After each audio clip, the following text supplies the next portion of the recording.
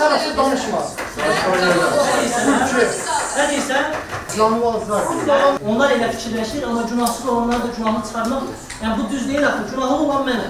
Gecə saat 3-də pəncərədən daxil olaraq ev sahibini öldürdü. Uşaq nəğməsi gəlir, deyir, YouTube'dan kimsə uşaq nəğməsi qoşmuş. Sonra burada Düşündünüz ki, uşaqlar orada. O əllə vurdunuz, hansı nahiyəsinə vurdunuz?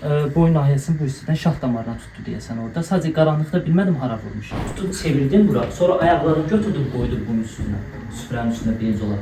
Sonra əlimdən tutub sürüb attım bura. Sonra neynədir? Telefonundan götürdüm yazışmaları sildim. Yəni onun götürülməsində ən azı 2-3 nəfər şəxs iştirak edirdi. Sizin tək başına o meyidi bu plyonka üzərinə qoymağınız Qeyd elədiyim kimi, yəni elə də bir asan da olmadı, düzdür onu eləməyə. hər hansı bir sərt çıxarıb kimisə köməyə çağırır. Qapı cəftəsinin səsini eşidən kimi qapını açıb qaçıb getdi. Köməksiz vəziyyətdə olan adamı qəsdən öldürməkdə təqsirli bilinən Zahir Soltanov və Leyla Abbasovanın cinayət işi. 2 ay sonra bu yazışmalarda nəsə tutdu gördü.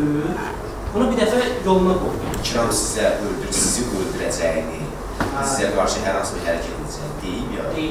Yoldaşımın ölümünü çıxmaq istəmirmişəm. Ceyhun Həmidovun təqdimatında Kriminalda Bazar günü saat 23:15-də